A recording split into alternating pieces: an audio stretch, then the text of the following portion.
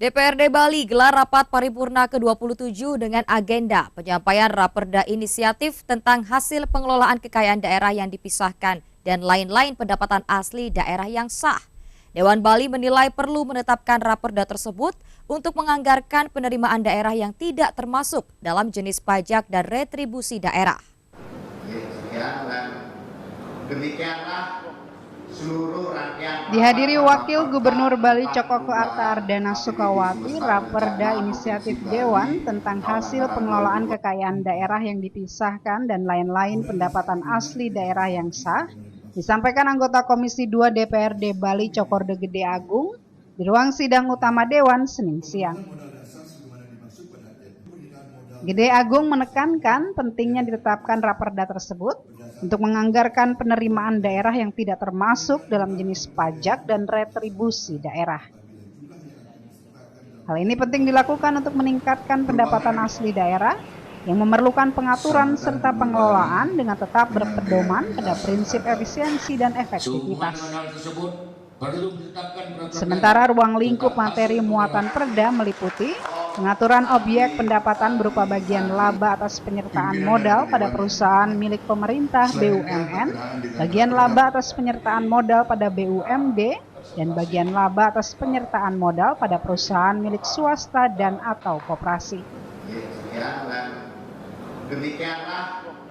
Bagian laba atas penyertaan modal pada badan usaha milik daerah dan bagian laba atas penyertaan modal pada perusahaan milik swasta dan atau koperasi.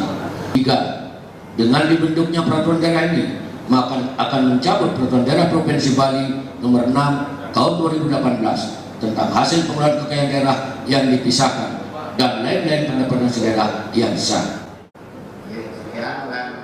Di sisi lain, Wakil Gubernur Bali Cokoko Arta Ardana Sukawati mewakili Pemprov Bali menyampaikan Raperda Provinsi Bali tentang perubahan APBD tahun anggaran 2022 dan Raperda tentang penyertaan modal daerah kepada perusahaan umum daerah Kerti Bali Santi. Raperda dibentuk dalam rangka penyelenggaraan pariwisata digital budaya Bali sesuai Perda Provinsi Bali nomor 2 tahun 2022 tentang pembentukan perusahaan umum daerah Kerti Bali Santi. Dapat saya sampaikan bahwa perusahaan umum daerah Kerti Bali Santi dibentuk dalam rangka penyelenggaraan pariwisata digital budaya Bali sesuai Peraturan Daerah Provinsi Bali nomor 2 tahun 2022 tentang pembentukan perusahaan umum daerah Kerti Bali Santi.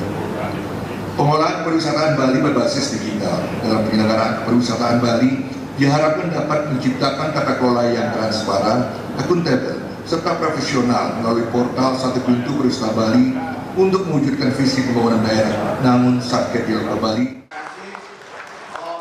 Dengan dibentuknya Perda hasil pengelolaan kekayaan daerah, otomatis akan mencabut Perda Provinsi Bali nomor 6 tahun 2018.